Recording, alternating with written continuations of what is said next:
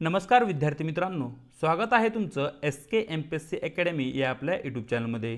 आज दिनांक 22 जून 2024, वार आहे शनिवार। तुमच्यासाठी घेऊन आलो आहे संपूर्ण वृत्तपत्र विश्लेषण, ज्यामध्ये आपण Loksatta newspaper, the Indian express, the Hindu हे जे न्यूजपेपर आहेत या न्यूजपेपरमध्ये ज्या कोणत्या न्यूज स्पर्धा परीक्षा दृष्टिकोनातून आपल्यासाठी महत्त्वाचे आहेत त्यांना या ठिकाणी आपण डिस्कस करत असतो। जी काही आजची डिस्कशन आहे या डिस्कशनमध्ये या ठिकाणी आपण आंतरराष्ट्रीय योग दिवस, India post, Lord Dalhousie, foreign trade policy 2023 आणि डीप सी मायनिंग या संदर्भात ज्या काही न्यूज आहेत त्यांना या ठिकाणी आपण MCQ क्वेश्चनच्या माध्यमातून डिस्कस करण्याचा प्रयत्न करणार आहोत। चला तर जी काही आजची आपली डिस्कशन आहे तिला या ठिकाणी आता आपण सुरुवात करूया। या ठिकाणी मित्रांनो, आजची जी काही आपली पहिली न्यूज आहे ती आहे आंतरराष्ट्रीय योग दिवस संदर्भात।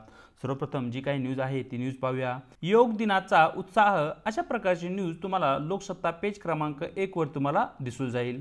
काल म्हणजे दिनांक 21 जून रोजी या ठिकाणी आंतरराष्ट्रीय स्तरावर आणि आपल्या देशामध्ये मोठ्या प्रमाणावर जो काही योग दिवस आहे तो उत्साहामध्ये साजरा करण्यात आला आणि योग आणि त्याचे जे काही आपल्या शारीरिक मानसिक विकासामध्ये आणि मजबूतीकरणामध्ये जे काही महत्त्वपूर्ण योगदान आहे त्याचं महत्त्व या ठिकाणी अधोरेखित करण्याचे एक महत्त्वपूर्ण कार्य या दिनी आपण करण्याचा प्रयत्न करत असतो। भारत आणि भारताची जी काही प्राचीन संस्कृती आहे याचं महत्त्वपूर्ण या ठिकाणी योगदान जगासाठी व्हावं आणि त्याचबरोबर भारतीय संस्कृतीचा विकास, प्रचार आणि प्रसार हा जागतिक स्तरावर व्हावा यासाठी योग दिनाचे अनन्यसाधारण महत्त्व या ठिकाणी आपल्यासाठी असलेलं दिसतं।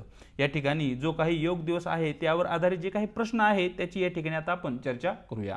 प्रश्न क्रमांक 1, आंतरराष्ट्रीय योग दिन 2024 ची थीम काय आहे अशा प्रकारचा मित्रांनो या ठिकाणी आपला प्रश्न आहे।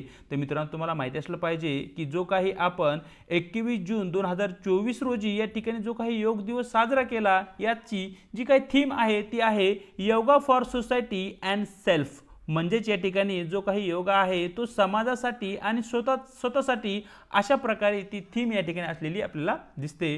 म्हणजे जो काही प्रश्न क्रमांक 1 आहे त्याचं या ठिकाणी योग्य उत्तर राहील पर्याय बी। पाहूया प्रश्न क्रमांक 2, कोणत्या तारखेला संयुक्त राष्ट्र महासभेने 21 जून हा आंतरराष्ट्रीय योग दिवस म्हणून घोषित केला अशा प्रकारचा मित्रांनो या ठिकाणी आपला प्रश्न आहे। तर मित्रांनो, तुम्हाला माहिती असलं पाहिजे 11 डिसेंबर 2014 रोजी या ठिकाणी संयुक्त राष्ट्र महासभेने 21 जून हा आंतरराष्ट्रीय योग दिवस म्हणून घोषित केला। प्रश्न क्रमांक 2 योग्य उत्तर राहील पर्याय ए।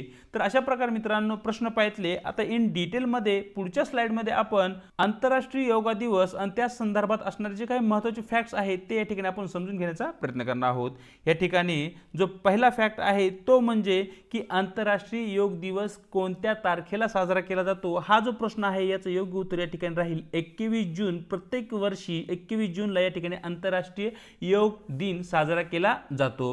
या ठिकाणी जो पहिला योग दिन आहे तो मित्रांनो 21 जून 2015 म्हणजे पहिला योगा डे या ठिकाणी 2015 साली साजरा करण्यात आला आणि कोठे करण्यात आला तर नवी दिल्ली या ठिकाणी जे काही राजपथ आहे त्या ठिकाणी तो साजरा करण्यात आला होता। पहिला आंतरराष्ट्रीय योग दिवसाची जी काही थीम आहे ती होती yoga for harmony and peace. म्हणजे जो काही योगा आहे तो शांतता आणि सद्भावनेसाठी असेल अशा प्रकारची पहिल्या योगाची या ठिकाणी थीम असलेली दिसते।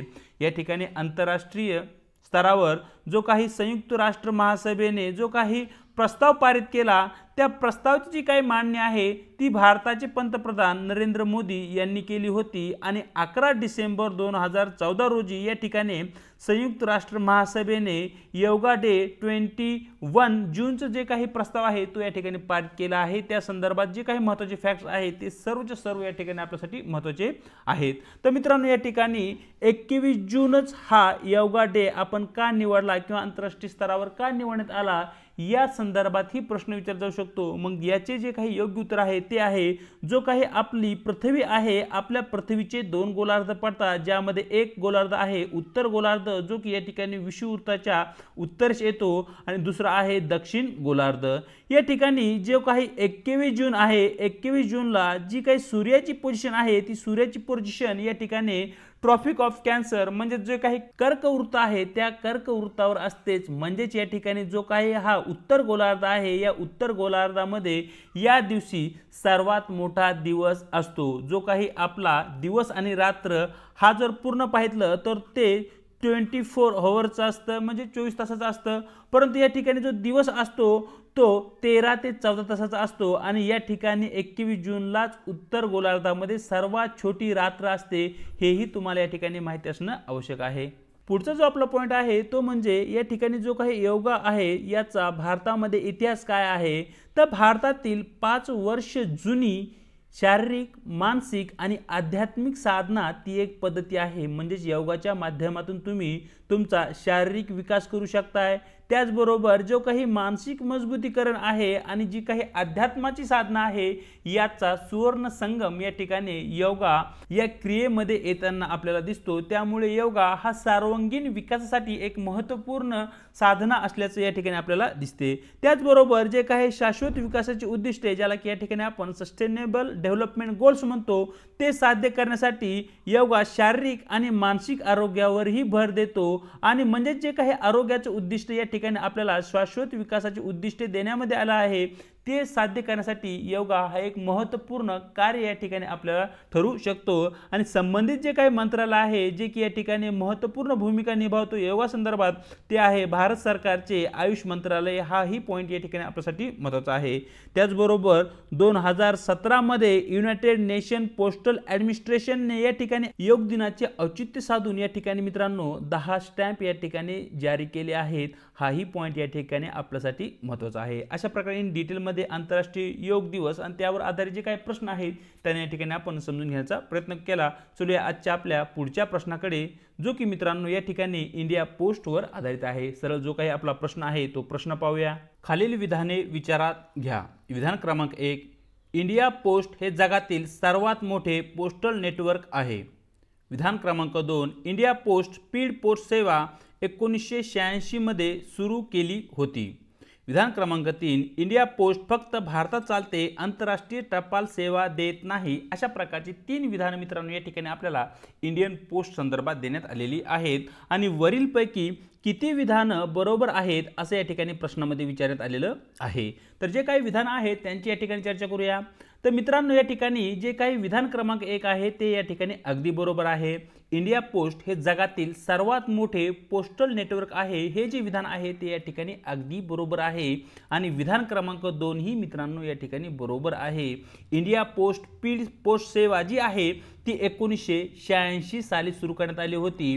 आणि विधान क्रमांक 3 या ठिकाणी मित्रांनो चुकीचे विधान आहे।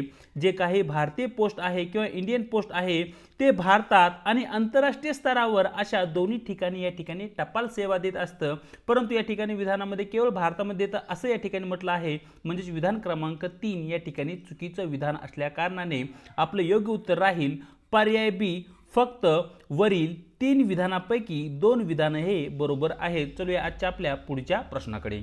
पैकी कोणते विधान बरोबर आहे अशा प्रकारचा मित्रांनो या ठिकाणी आपला प्रश्न आहे। लॉर्ड डलहौसी यांनी 1848 ते 1856 पर्यंत भारताचे गव्हर्नर जनरल म्हणून काम केले अशा प्रकारचं आपलं पहिलं विधान आहे। डॉक्ट्रिन ऑफ लॅप्सची अंमलबजावणी करण्यासाठी ते ओळखले जातात, ज्याने ब्रिटिश ईस्ट इंडिया कंपनीला थेट वारसा नसलेल्या भारतीय राज्यकर्त्यांचे जे काही प्रदेश आहेत ते जोडण्याची या ठिकाणी परवानगी दिली। विधान क्रमांक 3, त्यांच्या कारकिर्दीत 1853 मध्ये मुंबई ते ठाणे दरम्यान पहिली भारतीय रेल्वे मार्गाचे जे काही उद्घाटन आहे ते उद्घाटन झाले। विधान क्रमांक 4, लॉर्ड डलहौसी यांनी तार प्रणालीला अनावश्यक आणि खर्चिक मानून भारतात आणण्यास विरोध केला। अशा प्रकारचे मित्रांनो या ठिकाणी 4 विधान आहेत आणि यापैकी कोणती विधानं बरोबर आहेत असे या ठिकाणी आपल्याला प्रश्नामध्ये विचारण्यात आलेलं आहे। तर मित्रांनो या ठिकाणी जर तुम्ही लॉर्ड डलहौसी यांची जर चर्चा केली तर लॉर्ड डलहौसी हे भारताचे गव्हर्नर जनरल म्हणून या ठिकाणी 1848 ते 1856 या कालामध्ये कार्य करत होते। हे विधान जे आहे ते या ठिकाणी अगदी बरोबर आहे। त्याचबरोबर या ठिकाणी डॉक्ट्रिन ऑफ लॅप्सची जी काही संकल्पना आहे ती या ठिकाणी लॉर्ड डलहौसी यांनी लागू केली होती। या संकल्पनेनुसार या ठिकाणी जे काही भारतीय राज्यकर्ते आणि ज्यांना मुलं नसतील किंवा मुलगा नसेल त्यांच्या जी काही संपत्ती आहे किंवा प्रदेश आहे तो ब्रिटिश ईस्ट इंडिया कंपनीकडे जाईल, अशा प्रकारची जी काही ही पॉलिसी होती त्या पॉलिसीची अंमलबजावणी या ठिकाणी लॉर्ड डलहौसी यांनी केली होती आणि त्या अंतर्गत झाशीची राणीचं जे काही संस्थान आहे ते खालसा करण्याचं कार्यही या ठिकाणी लॉर्ड डलहौसी यांनी केलं होतं।